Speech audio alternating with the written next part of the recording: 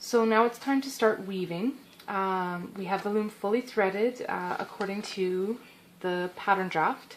Now with this particular pattern draft, what you're going to get is a band that looks like this. It's got 3 colors in it.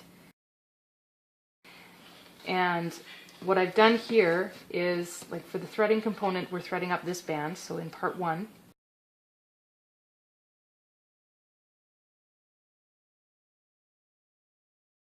That's what we're threading. For this weaving component, I've threaded up a second band. I've used exactly the same pattern draft, but I've chosen to plug in different colors in these sections of 3.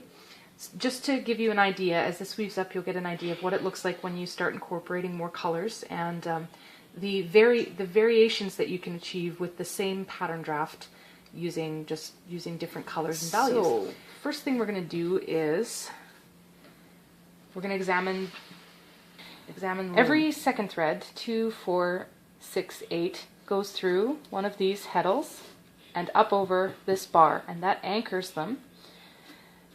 Every odd thread, 1, 3, 5, 7, etc., is what's called an open thread. Open thread means that these are the ones that you move during the process of weaving. You can either have them above these heddles, or you can have them below these heddles. So that's how you create what's called your shed. Your shed changes. There's only 2 sheds. The open threads are up, that's shed 1. The open threads are down, that's shed 2. First things that you want to be certain of before you start to weave is that all of your dowels are centered within your box frame, so that you don't have like an oops happen and one pulls out on you while you're weaving.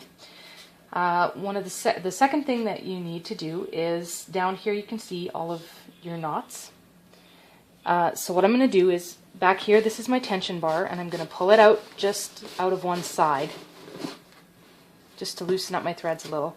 And I'm just going to give these a little tug and send my knots traveling underneath here. And I'm going to put that back in. So now my knots are beneath, and that'll give me a little bit of fringe to work with. And I'm just going to take my finger and I'm going to shuffle my heddles up like this. It keeps them, sort of straightens them out, gets them ready. Another thing you can do is sort of just open these up a little bit. It opens up in here. This is where the friction happens between the 2 threads, so it should allow you to move your threads a little bit easier. So this is the end of weaving your Inkle part 1.